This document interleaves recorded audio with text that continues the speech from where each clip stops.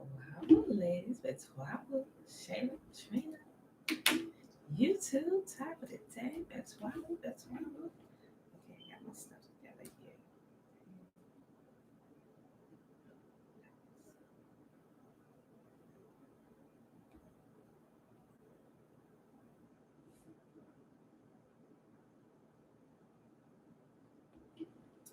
Okay, Auntie, good morning. All right, put my stuff together here, y'all. My prep time.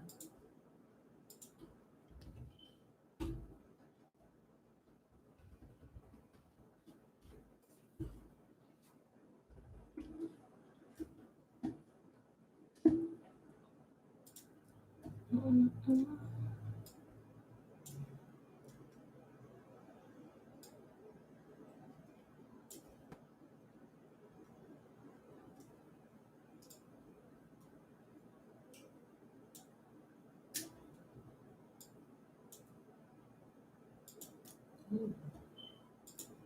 All right, beautiful people. This is my few minutes of prep time here. Make sure all the pages and stuff is straight so we can start at 7:15.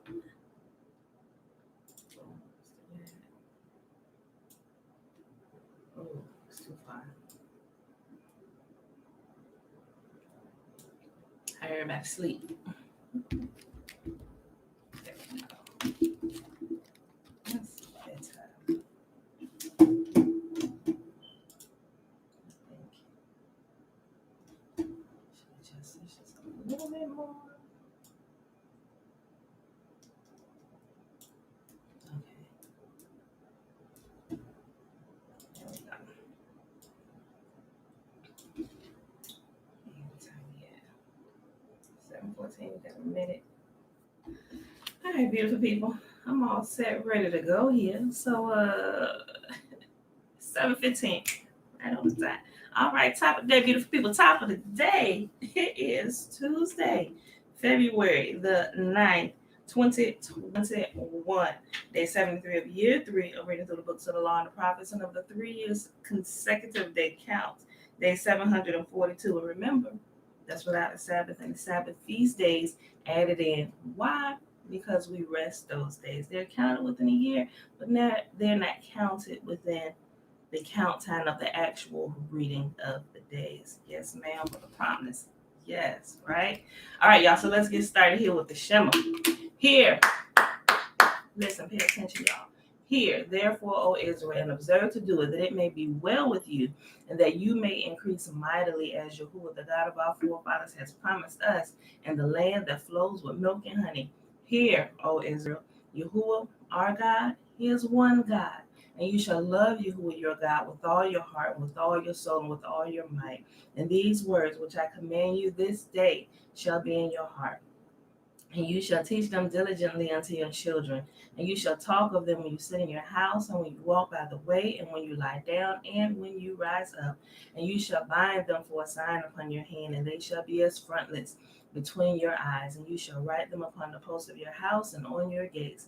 And Yahuwah commanded us to do all these statutes, to fear Yahuwah our God for our good always, that he might preserve us alive as it is this day. And it shall be our righteousness if we observe to do all these commandments before Yahuwah, our God, as he has commanded us. All right, beautiful people. Real quick before we get started, make sure you're taking care of yourselves so you don't get the vid, y'all. Listen, um, stock up on them fruits and veggies, especially citrus fruits. Like, you should really like go on a fast of just citrus fruits. If you feel a little something coming on, if you feeling like, oh, wait a minute, what's going on with my body? Um, Citrus fruits will always, if it's in regards to like the immune system, right? Citrus fruits will always be your best friend and fastest helper to the rescue. Citrus fruits, kiwi, um, oranges, grapefruit, red grapefruit, anything citrusy, right? lemons, limes. Put lemon and lime in your water. Flush your body out. Wash them toxins out. Want to make sure, first of all, you're keeping the commands of the Most Holy. That way, He keep everything away from us. If we keep it, we gotta watch what we're feeding our bodies as well, y'all. So we gotta work the plan so the plan can work us, right? So we give the body life and make it a habit of feeding our body life, spiritually as well as physically, and our body will get on a program of life, right? And to keep our bodies in good health. Like seriously, most diseases that happen with the body, I say probably about 90% of the things that happen to the body, it comes from what we eat, right? High blood pressure, diabetes, cancer most of the time. Not all cancers, some cancers. The majority of the cancers do, right? Everything else happens outside of the body, whether it's trauma or some kind of accident that happens outside the body that affects the body. But 90% of those diseases can be reversed if we catch them in time, So when you feed the body life, the body will thrive. The body thrives on a plant-based diet. There is this myth going around that you're not gonna get enough protein. Yes you are. Yes you are, because you don't realize that the green kingdom, the plant kingdom, is rich in proteins, and not more than what we need, because people with melanin, it's not proteins that we need necessarily, it's amino acids that we need, right? And you get that there's an abundance of that in the plant kingdom. A lot of studies been done. If you ever watch Yaki, he does a great study on that and the difference on how melanated bodies thrive and non-melanated bodies thrive, right? Okay, so take care of yourself, people. Be good to yourself and make sure you get enough sleep, right? Okay. All right. Numbers chapter 22. Shalom, shalom. All right, y'all. So let's get started. Then the people of Israel traveled to the plains of Moab and camped east of the Jordan River across from Jericho.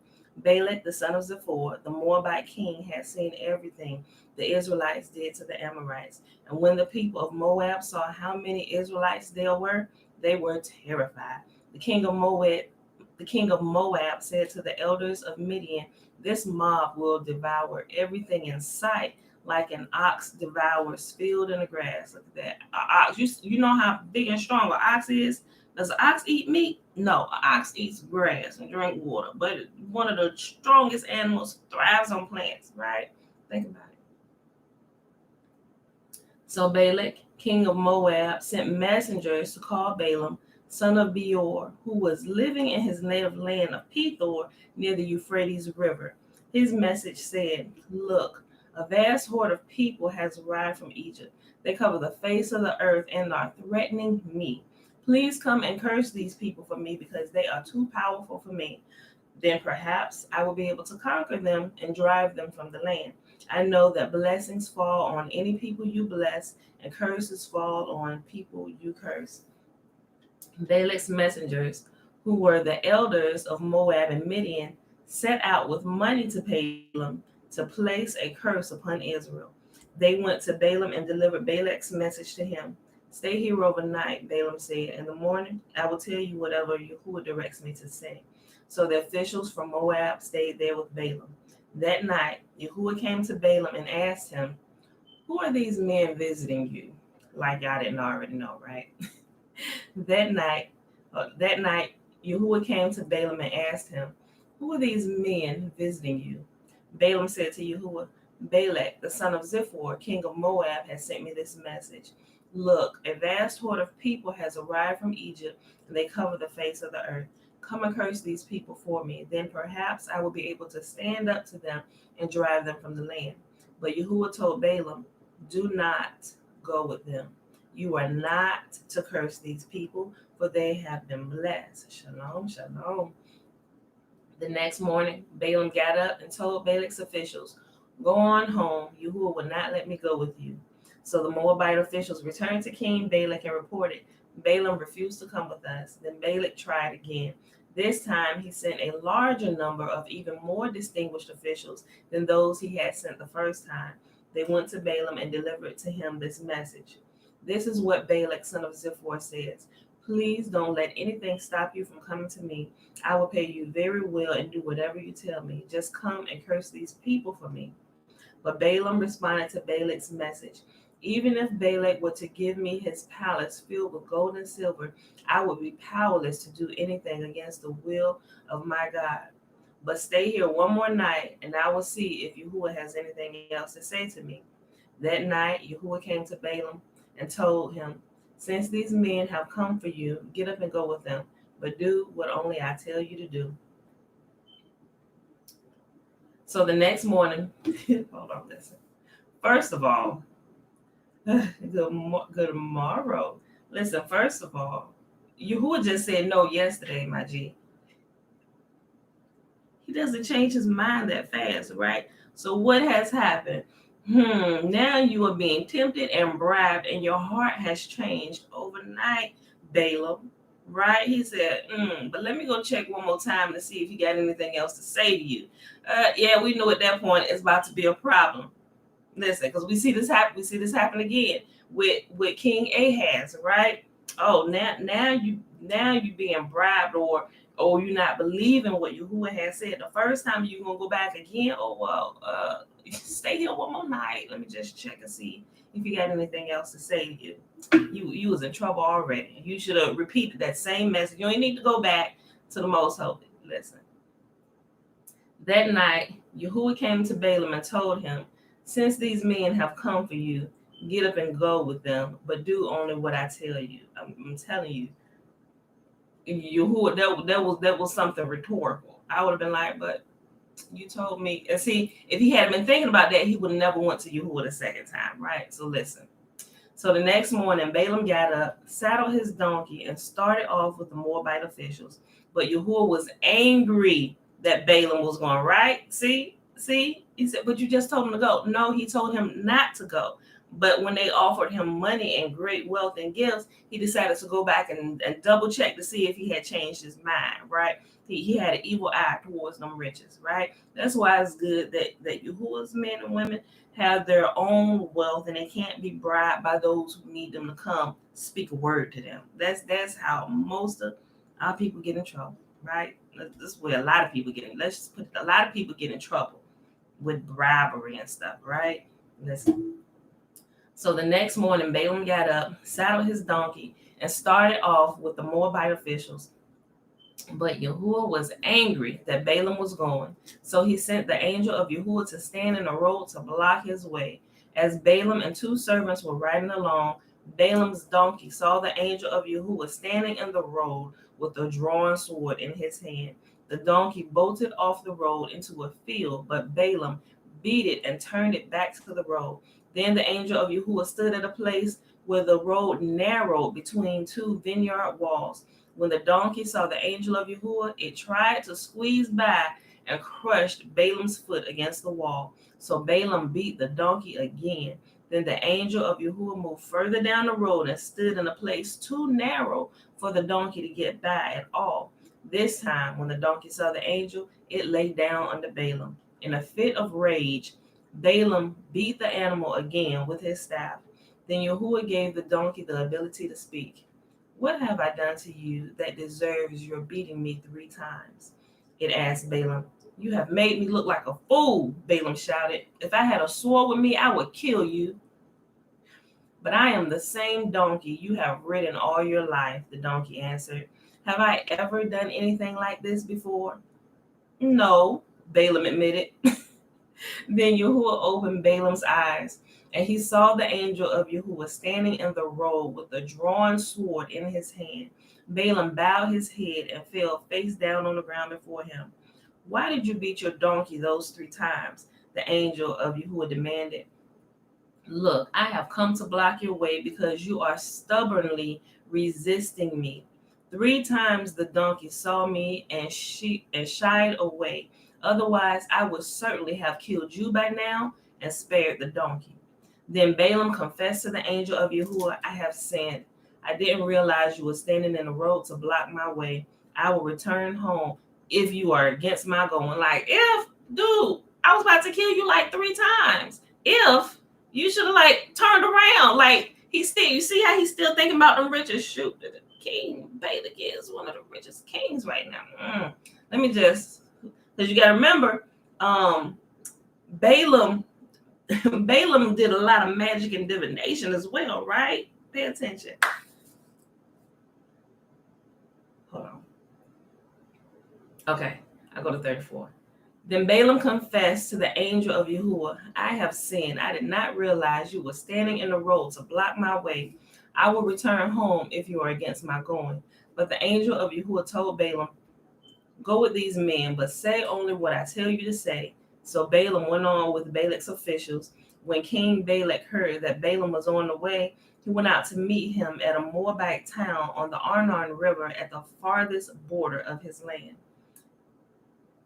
Didn't I send you an urgent invitation? Why didn't you come right away? Balak asked Balaam. Didn't you believe me when I said I would reward you richly?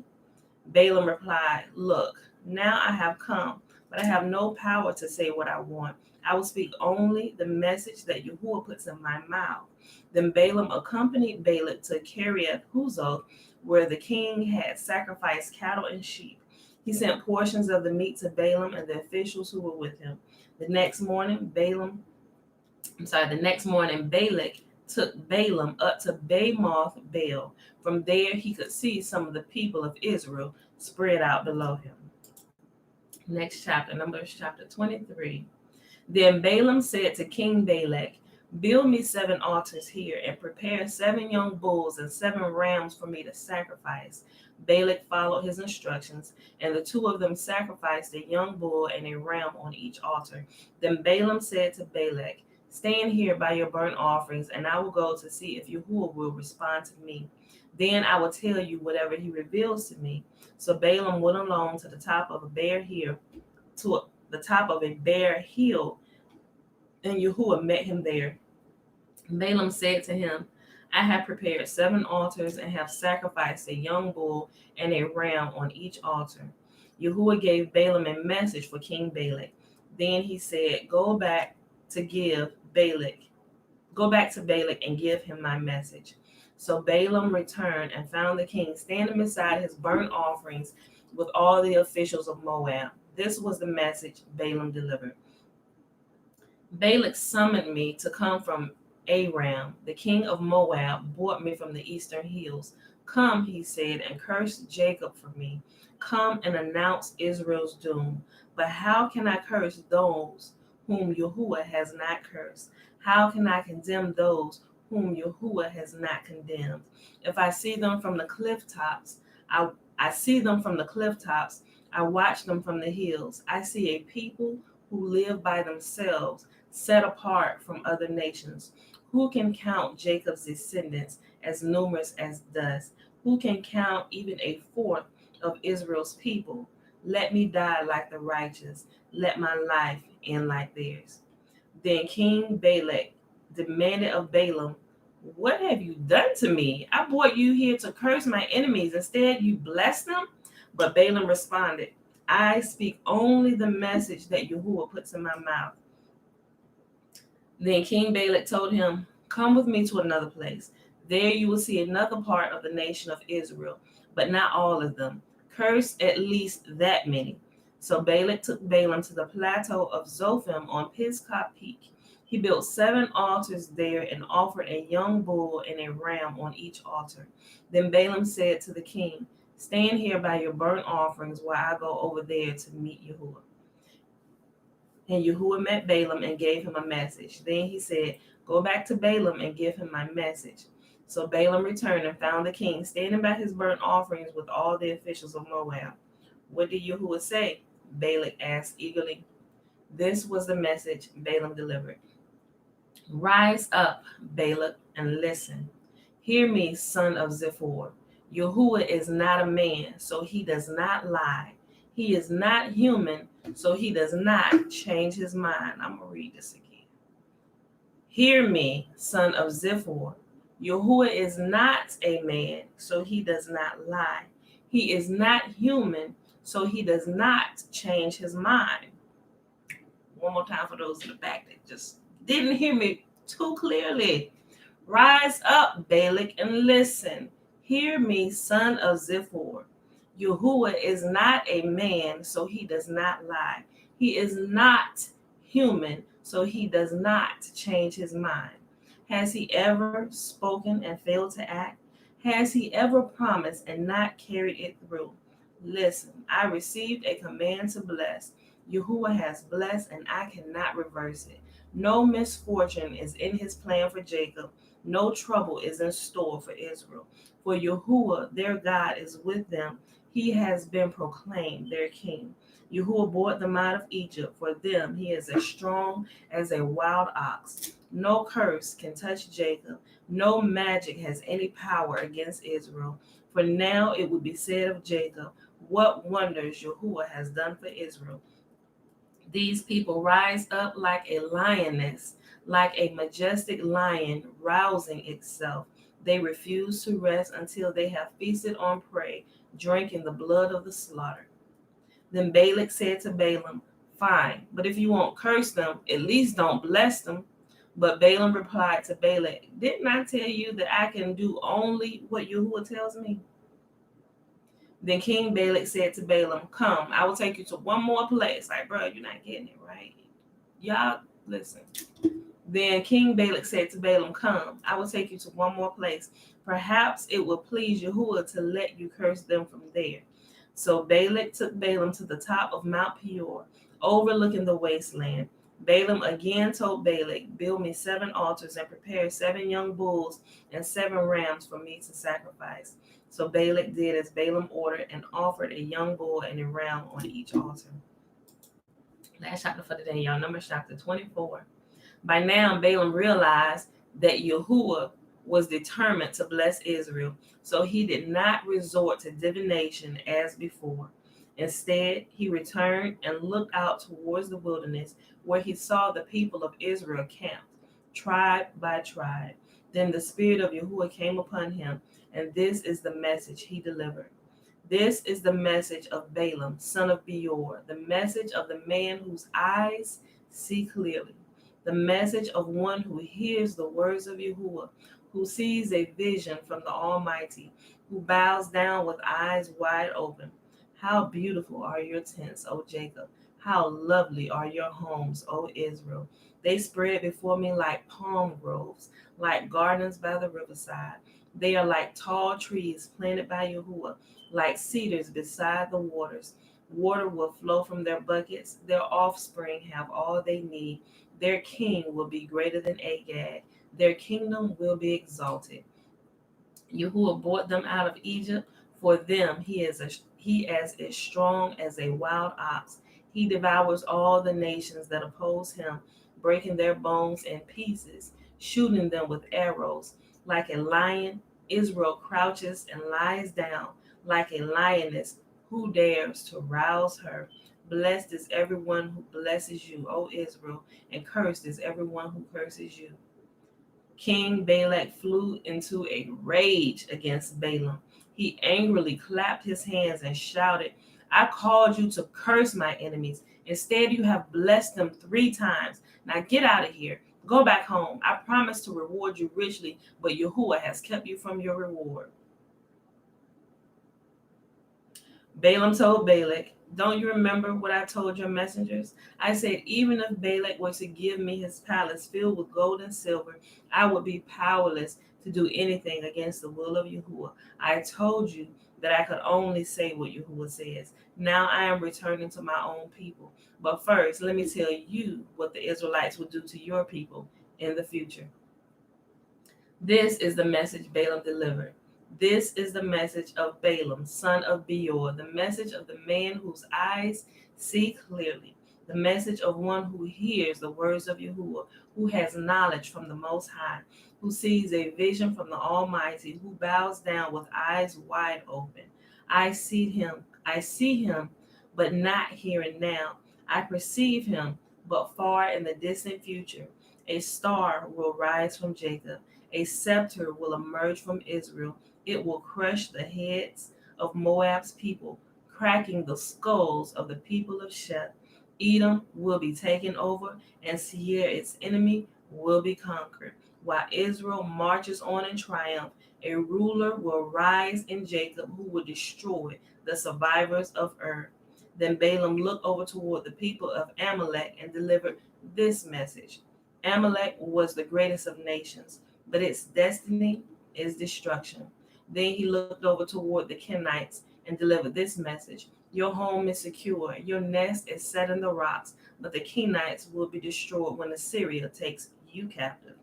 Balaam concluded his message by saying, Alas, who can survive unless Yahuwah has willed it? Ships will come from the coast of Cyprus, but they will oppress Assyria and afflict Eber, but they too will be utterly destroyed. Then Balaam left and returned home, and Balaam also went on his way. I bet this day he had thoroughly regretted bringing Balaam to his place. Oh man, I brought you to curse them. You left cursing me and all my people and the future generations. And we know Edom ain't been destroyed yet. So who he talking about? Who is Balaam talking about? It would seem to be that it might be our generation, the generation of our children, and the generation of our children's children. Because it seemed like we're just now waking up to realize that, wait a minute, this is what y'all been talking about all this time. Wait a minute, this is talking about us? Oh, snap. Right? Whew. Boy, I get more excited as the days pass by. All right, y'all. Let's hop on over here to the Legends of the Jews. We are in volume 3. Chapter. What chapter is it? Chapter 3? Yeah, volume 3, chapter 3. And the subheading is the completion of. Oh, no. Nope, I jumped too far. The stone. Wait, did we read the stones in the breastplate? No, we didn't. We stopped here. Okay. The Stones in the Breastplate, page 294. All right, yeah. The 12 stones were different not only in color, but also in certain qualities peculiar to each. And both quality and color had a special reference to the tribe whose name it bore. Reuben's stone was the ruby that has the property, when graded by a woman and tasted by her, of promoting pregnancy, for it was Reuben who found the mandrakes which induced pregnancy. Simeon Stone was the smaraged.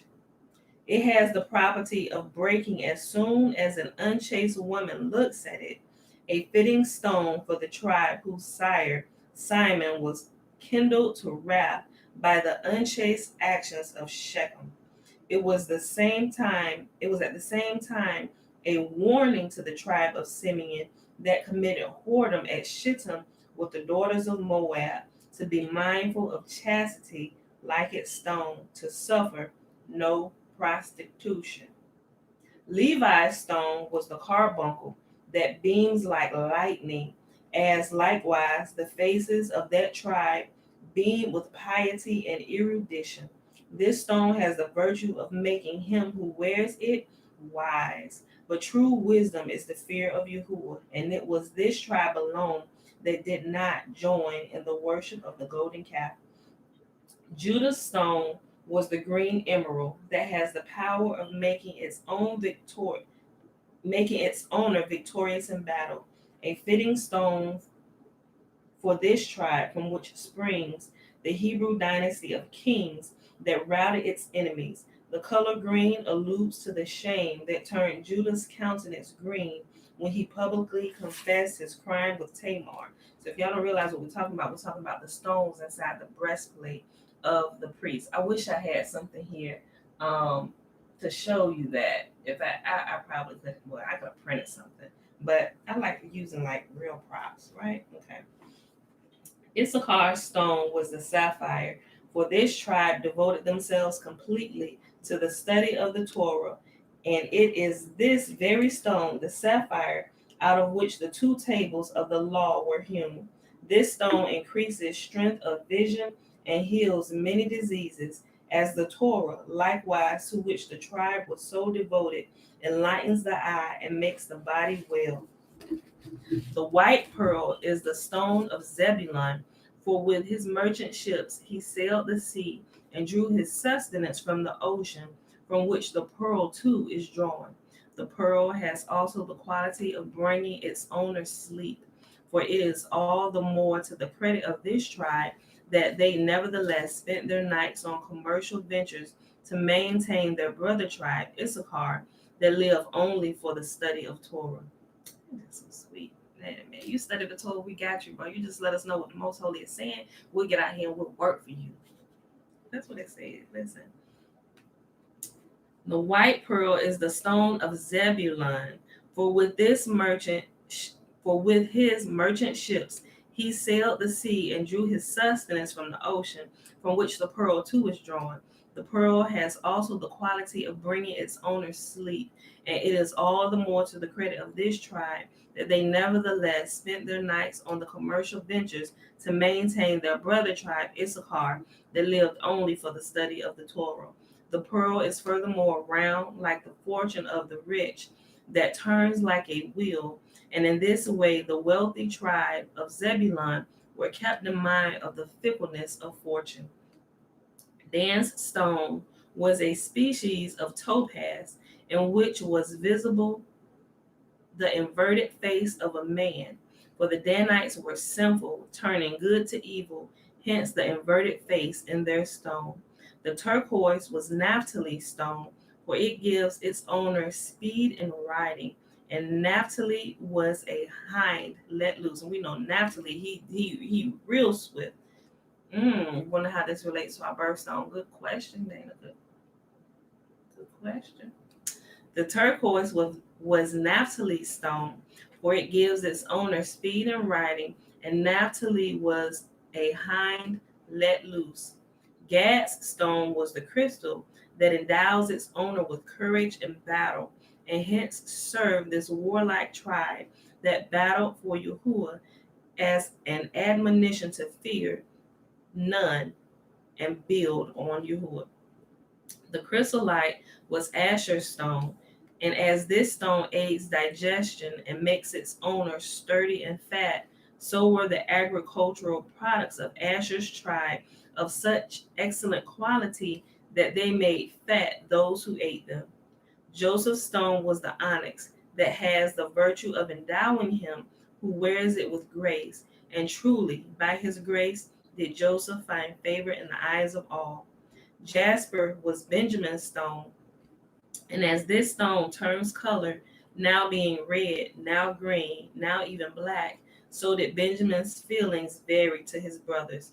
Sometimes he was angry with them for having sold into slavery Joseph, the only brother, by his mother Rachel, and in his mood he came near betraying their deed to their father. But that he might not disgrace his brothers, he did not divulge their secret. To this discretion on his part alludes the Hebrew name of his stone, Yashpe, which signifies there is a mouth. For Benjamin, though he had a mouth, did not utter the words that would have covered his brothers with disgrace. The 12 stones in the breastplate, with their bright colors, were of great importance in the oracular sentences of the high priest, who by means of these stones made the Urim and the Thummim exercise their functions. So the Urim and the Thummim, which were two stones that the priest wore in like this pocket in behind the breastplate, right?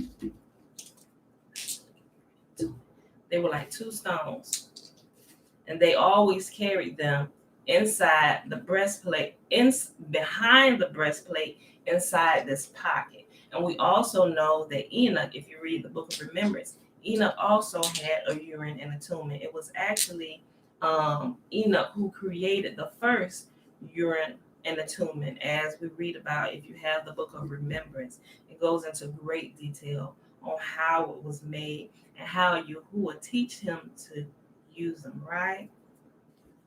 Okay, we may get into the Urim and the Thummim in the days to come, right? The 12 stones in the breastplate, with their bright colors, were of great importance in the oracular sentences of the high priest, who by means of these stones made the Urim and the Thummim exercise their functions.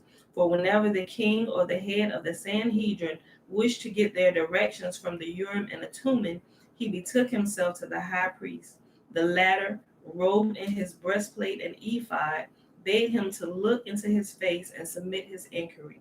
The high priest, looking down on his breastplate, then looked to see which of the letters engraved on the stones shone out the most brightly. Then he constructed the answer out of these letters. Thus, for example, when David inquired of the Urim and the Thummim if Saul would pursue him, the high priest Abiathar beheld gleaming forth the letter Yod in Judah's name, Resh in Reuben's name, and Dalet in Dan's name, and hence the answer reads as follows: Yared, he will pursue. The information of this oracle was always trustworthy, for the meaning of the name Urim and Thummim is in the fact that these answers spread light and truth. But not every high priest succeeded in obtaining them. Only a high priest who was permeated with the Holy Spirit and over whom rested the Shekinah might obtain an answer. For in other cases, the stones withheld their power. But if the high priest was worthy, he received an answer to every inquiry. For on these stones were engraved all the letters of the alphabet, so that all conceivable words could be constructed from them. All right, so let's go to the next section: the completion of the tabernacle. On the 11th day of Tishri, Moses ascended the people and informed them that it was Yahuwah's wish to have a sanctuary among them, and each man was bidden to bring to the sanctuary any offerings he pleased. At the same time, he impressed upon them that however pious a deed participation in the construction of the tabernacle might be, still they might under no circumstance break the Sabbath to hasten the building of the sanctuary. Rest on those days. Let me tell you something. Sometimes it's hard, especially when you're working or you got your own business and you in a good flow of working, and something happens to fall like, oh, I can finish this up. Like those days come where you are tempted and it's like, oh no, stop and rest. Like seriously, it would behoove us to start heeding that now. And what I noticed now, I was telling my mama the other day, it seems like now my body, like I want to say, kind of knows that the Sabbath is coming, because like the sixth day or like the day before I start, it's like my body, I ain't gonna say start shutting down, but it feel like it's like, yes, we here, come on sis, go right to the bed. And I started noticing that my mind want to keep going. I was like, wait, why did I get so tired all of a sudden? And so I'm walking, I'm like, wait a minute, hold on, I still got a few hours, because I be trying to get stuff done. Like I be moving non-stop, but it's like, I don't know, it's like my body is like, go ahead and start shut it down. Just make you some notes to pick it up after the Sabbath. Like I'm serious, I'm not sure if y'all have felt that, or your bodies have started doing that, those who have been observing the Sabbath for a while. Then I don't know, it's like my body knows, like, okay, yes, the Sabbath is tomorrow, we're gonna rest, kick our feet up. Like, yeah, but it would behoove us to really to keep that, right? Listen. At the same time, he impressed upon them that however pious a deed participation in the construction of the tabernacle might be, still they might under no circumstances break the Sabbath to hasten the building of the sanctuary. Moses thereupon expounded to them the kind of work that was permissible on the Sabbath, and the king that was prohibited.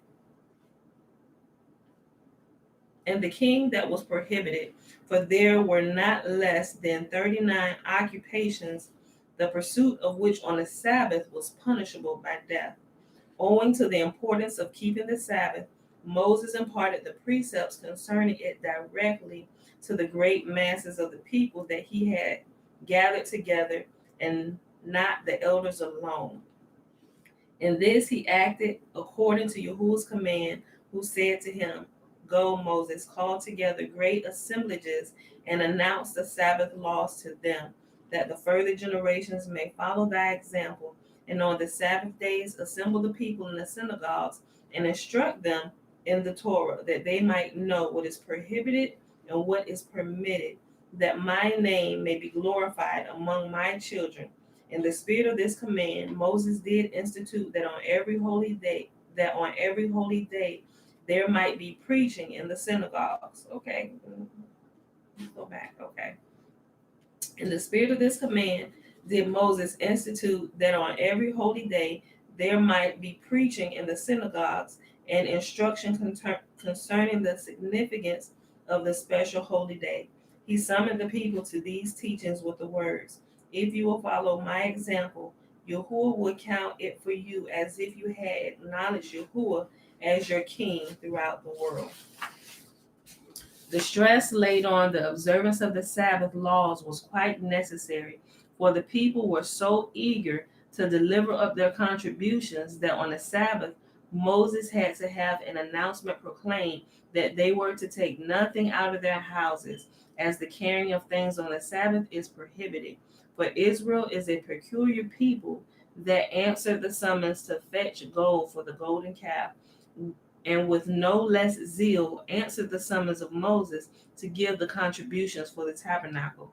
They were not content to bring things out of their houses and treasuries, but forcibly snatched ornaments from their wives and their daughters and their sons and brought them to Moses for the construction of the tabernacle. Because remember, when they was building the golden calf, they was like, the wives like, no, you ain't taking our gold, neither are you taking it from my kids. So the men took their own gold. Now that they had been chastised, they said, listen, we building this for the most holy, we ain't gonna ask y'all, we just gonna take it, because this is what we should have been giving our gold and stuff to in the first place, but instead we was doing it wrong. So now we ain't gonna ask y'all, we're gonna take y'all stuff, because this is going to build the temple of the most holy, right? They were not content to bring things out of their own houses and treasuries, but forcibly snatched ornaments from their wives, their daughters, and their sons, and brought them to Moses for the construction of the tabernacle. In this way, they thought they could cancel their sin for having fashioned the golden calf. Then they had used their ornaments in the construction of the idol, and now they employed them for the sanctuary of Yahuwah. The women, however, were no less eager to contribute their mite, and were especially active in producing the woolen hangings. They did this in no miraculous way. Hold on, I read it wrong. They did this in no miraculous a way that they spun the wool while it was still upon the goats.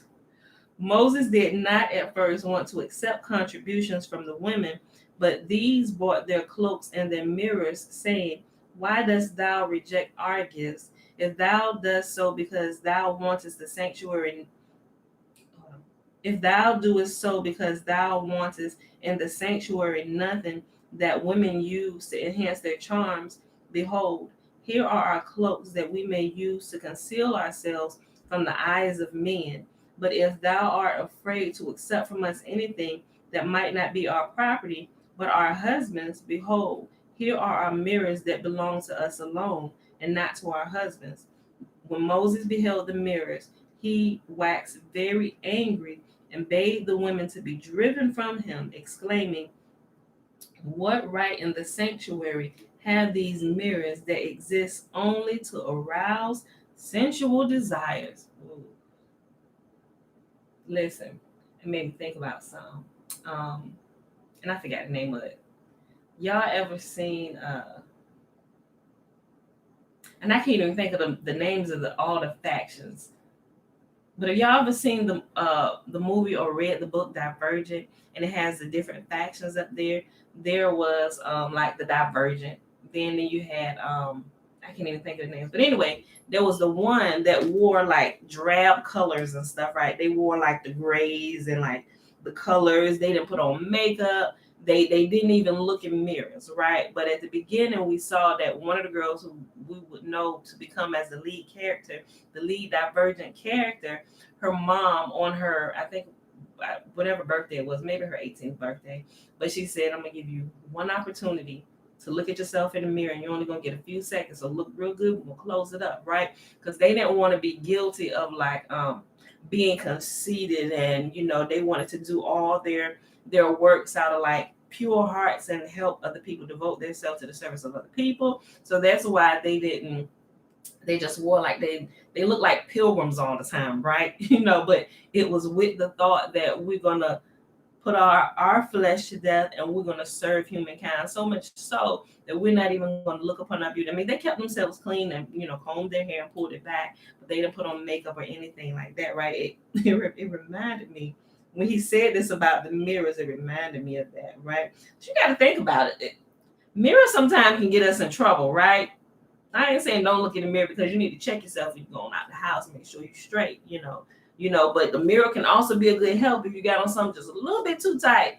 You might want to go back upstairs and change, right? They can be a blessing and a curse at the same time. They can help you keep yourself together, be presentable before we go out the house, especially if you live alone, but if you got somebody else there, still, sometimes they may miss something. Oh, why didn't you tell me I had like a piece of lint right here, a piece of lint in my hair, something like that, or I had broccoli in my teeth or something, because sometimes adults aren't always honest with you. They want to tell you breath stink, but children are honest. It's good to be around children. You learn a lot from a child. You really can, right? Especially innocence. Okay.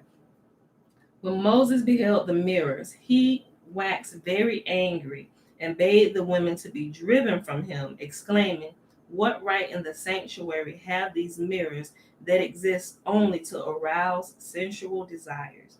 But Yahuwah said to Moses, "Truly, dearer to me than all the other gifts are these mirrors, for it was these mirrors that yielded me my host." Hold on, let me go back. I'm going to read that again myself. Okay. What right in the sanctuary have these mirrors that exist only to arouse sensual desires? But Yahuwah said to Moses, "Truly, dearer to me than all other gifts are these mirrors, for it was these mirrors that yielded me my host." When in Egypt the men were exhausted from their heavy labors, the women were wont to come to them with food and drink, take out their mirrors, and caressingly say to their husbands, "Look into the mirror. I am much more beautiful than thou." And in this way, passion seized the men so that they forgot their cares and united themselves with their wives, who thereupon brought many children into the world. Take now these mirrors and fashion them out of the laver that contains the water for the sanctifying of the priest. Furthermore, out of this laver was fetched the water that a woman suspected of adultery had to drink to prove her innocence. As formerly the mirrors had been used to kindle conjugal affection, so out of them was made a vessel for the water that was to restore broken peace between husband and wife. Wow. Okay. When Moses, upon Yahuwah's command, made known to the people that whosoever was of a willing heart, man or woman, might bring an offering, the zeal of the woman was so great that they thrust away the men and crowded forward with their gifts, so that in 2 days all that was needful for the construction of the tabernacle was in Moses' hands. The princes of the tribes came almost too late with their contributions, and at the last moment they bought their precious stones for the garments of Aaron, that they might not be entirely unrepresented in the sanctuary. But Yahuwah took their delay amiss, and for this reason they later sought to be the first to offer up sacrifices in the sanctuary. After everything had been provided for the construction of the tabernacle, Bezalel set to work with the devotion of his whole soul, and as a reward for this, the Holy Scriptures speak of him only as the constructor of the sanctuary, although many others stood by him in his labor. He began his work by fashioning the boards, then attended to the overlaying of them, and when he had completed these things, he set to work to prepare the curtains, and then completed the ark with the penance cover belonging to it, and finally the table for the showbread and the candlestick. All right, y'all. 50 minutes. Okay, I think we got time to read this last section here. Well, not last section, but the last section we're going to read for the day. The setting up of the tabernacle. You're welcome, Joanne. Okay. The work on the tabernacle progressed rapidly for everything was ready in the month of Kislev, but it was not set up until 3 months later. The people were indeed eager to set up the sanctuary at once and to dedicate it, but Yahuwah bade Moses wait until the first day of the month of Nisan, because it was Isaac's birthday, and Yahuwah wished the joy of dedication to take place on this day of joy. The mockers of Israel, of course, to whom this was not known, made fun of Moses, saying, of course, it is possible that the Shekinah should rest over the work of Amram's sons. In regard to the tabernacle, Moses had to suffer much besides from the fault finders and wicked tongues. If he showed himself upon the street, they called out to one another, see what a well-fed neck. Boy, I tell you, people, see what a well-fed neck, what sturdy legs the son of Amram has, who eats and drinks from our money.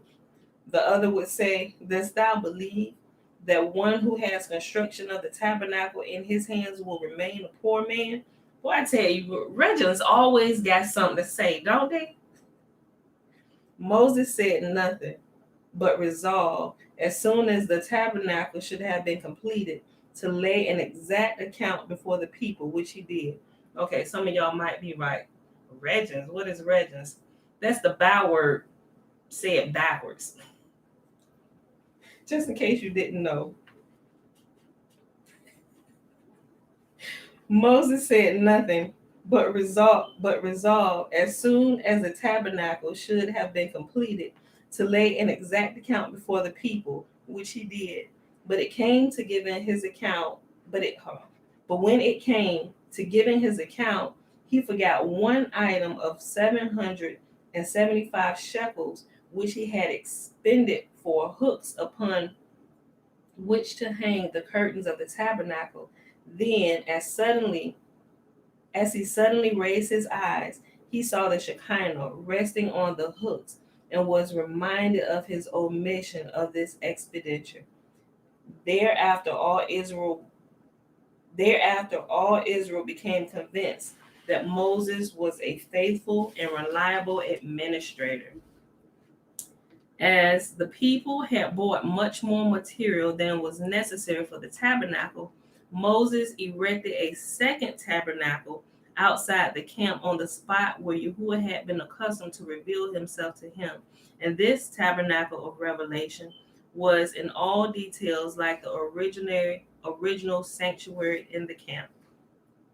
When everything was ready, the people were very much disappointed that the Shekinah did not rest upon their work, and betook themselves to the wise men who had worked on the erection of the tabernacle, and said to them, why do ye sit thus idle? Set up the tabernacle, that the Shekinah may dwell among us. These now attempted to put up the tabernacle, but did not succeed, for hardly did they believe it was set up. When it fell down again. Now all went to Bezalel and his assistant Oholiab, saying to them, do ye now set up the tabernacle, you who constructed it, and perhaps then it will stand. But when these two master builders did not succeed in setting up the tabernacle, the people began to find fault and say, see now what the son of Amram has brought upon us. We spent our money and went through a great deal of trouble, all because he assured us that the Holy One, blessed be he, would descend from his place with the angels and dwell among us. Hold on, I was going to say something smart. I'm not. I'm going to just keep reading. Hold on. But it made me laugh, the way they talking about this. But now they were they murmuring without, they trying to murmur without murmuring against Yahuwah. Like, look, Moses done tricked us again, right? So he done told us to give up all our silver and gold and stuff to build this temple for the most holy. Blessed be he. And now they can't even stand, right? So they trying to complain without complaining so they don't get in trouble again, right? Listen. But when even these two master builders did not succeed in setting up the tabernacle, the people began to find fault and say, see now what the son of Amram has brought upon us. We spent our money and went through a great deal of trouble, all because he assured us that the Holy One, blessed be he, would descend from his place with the angels and dwell among us under the hangings of goat's hair. But it all has been in vain. The people now went to Moses, saying, "O our teacher Moses, we have done all that thou hast bidden us to do. We gave all thou did ask of us. Now look upon this completed work and tell us if we have omitted aught or have done aught we should have refrained from doing. Examine it with care and answer us." Moses had to admit that all had been done according to his instructions. But if it be so, continued the people, why then cannot the tabernacle stand? Bezalel and Aholiab failed to set it up, and all the wise men as well. This communication sorely grieved Moses, who could not understand why the tabernacle could not be set up. But Yahuwah said to him, "Thou wert sorry to have had no share in the erection of the tabernacle, which the people supplied with material, and on which Bezalel, Aholiab, and the other wise men labored with the work of their hands. For this reason did it not come to pass that none could set up the tabernacle, for I want all Israel to see that it cannot stand if thou dost not set it up." Wow. Moses replied, "O Lord of the world, I do not know how to put it up." But Yahuwah answered, "Go, get busy with its setting up, and while thou art busy at it, it will rise of its own accord." So it came to pass, hardly had Moses put his hand upon the tabernacle when it stood erect, and the rumors among the people that Moses had arbitrarily put up the tabernacle without the command of Yahuwah ceased forevermore. We have 57 minutes. Oh, yeah, we're gonna stop here because I see who's gonna stop here. Oh, it's getting good, y'all. It's getting better by the day. I know I say that every day because it is. Every day, y'all. Every day it is. I just love reading the words of the Most Holy. All right, y'all. Okay, so we read Numbers 22, 23, and 24, and we started here in the Legends of the Jews on page 294, and we went all the way to page 297, and we'll pick it up tomorrow with the consecration of the priest.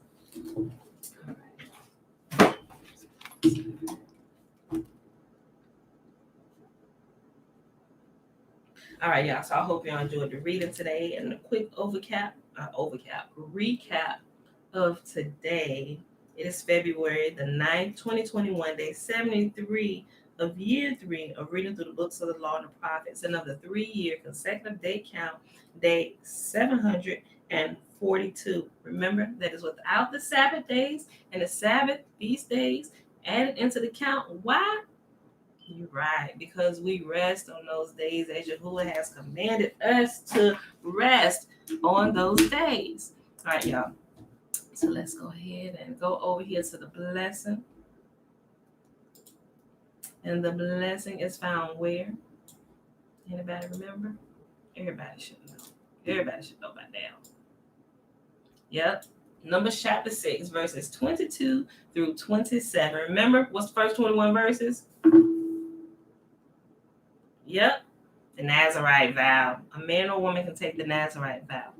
And Yahuwah spake unto Moses, saying, Speak unto Aaron and unto his sons, saying, On this wise ye shall bless the children of Israel, saying unto them, May Yahuwah bless us and keep us. May Yahuwah make his face to shine upon us and be gracious unto us. May Yahuwah lift up his countenance upon us and give us his peace. And they shall put my name upon the children of Israel, and I will bless them. All right, beautiful people. So that is it for today. So we are going to go ahead and get out of here. Let everybody get about their day. Be safe out there. Keep feeding your bodies life, spiritually, physically, and mentally. All right, y'all. I love y'all. And I'll see y'all bright and early in the morning. You can show up at prep time if you want to at 7:10 a.m., but we will start promptly at 7:15 a.m. Eastern Standard Time. All right. I'll see y'all in the morning. Peace.